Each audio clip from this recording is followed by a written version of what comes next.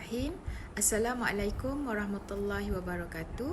Kita jumpa lagi pada pembelajaran kita pada hari ini. Semoga semuanya bersedia.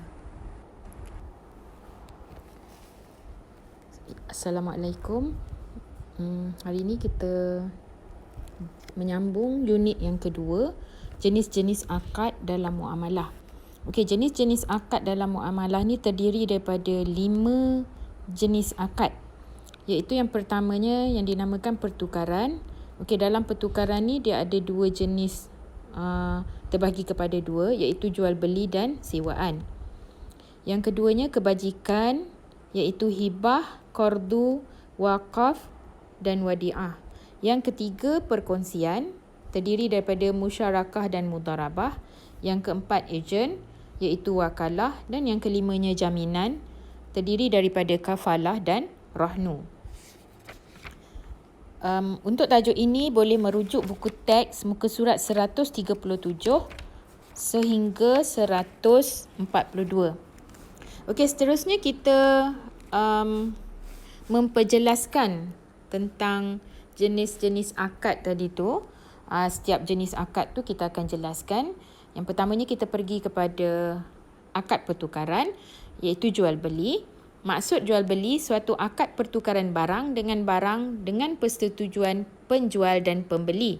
Sebagai contohnya, kita membeli pen dengan harga sebanyak RM1.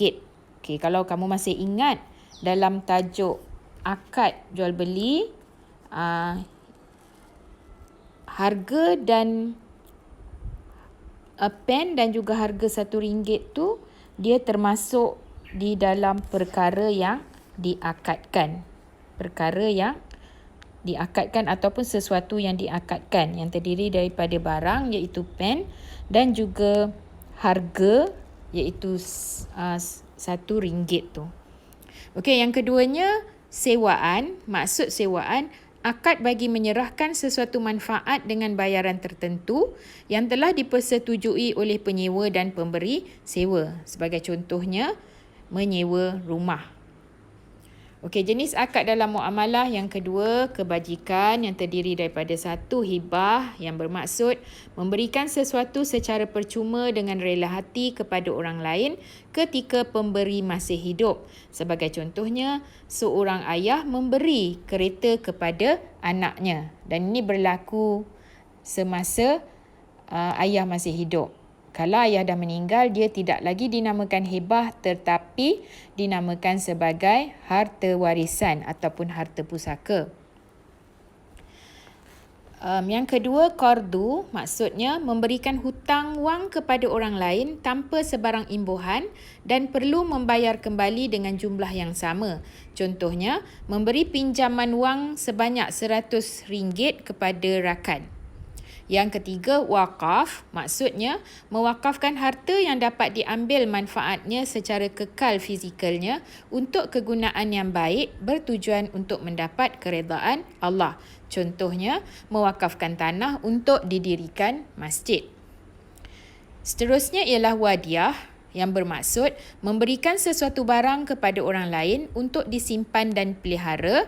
Contohnya simpanan wang di bank. Jadi bank tu adalah sebagai pemegang amanah simpan duit kita. Ini dinamakan sebagai wadiah. Jenis akad dalam muamalah yang seterusnya iaitu perkongsian, terdiri daripada musyarakah dan mudharabah.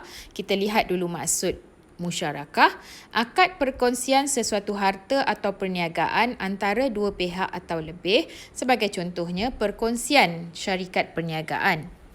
Yang keduanya, mudharabah, bermaksud akad yang dilakukan oleh pemodal dengan menyerahkan modalnya kepada pengusaha agar dapat diniagakan dan keuntungan dibahagikan antara mereka. Sebagai contohnya, pemodal memberi RM10,000 kepada pengusaha untuk perniagaan buah-buahan dengan keuntungan dibahagikan mengikut kadar tertentu yang telah dipersetujui oleh kedua-dua pihak, iaitu pemodal dan pengusaha. Ini contohnya kalau kita ada duit tapi kita tak pandai berniaga. Jadi kita boleh mengeluarkan modal bagi kepada kawan kita yang pandai berniaga untuk diperniagakan, dan keuntungannya nanti kita bahagikan mengikut peratusan yang telah kita persetujui.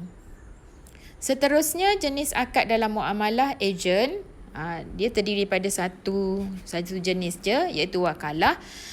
Maksudnya mewakilkan pekerjaan tertentu yang boleh dikerjakan kepada orang lain. Contohnya, Ali mewakilkan Ahmad menjual rumahnya dan Ahmad dibayar imbuhan yang telah dipersetujui.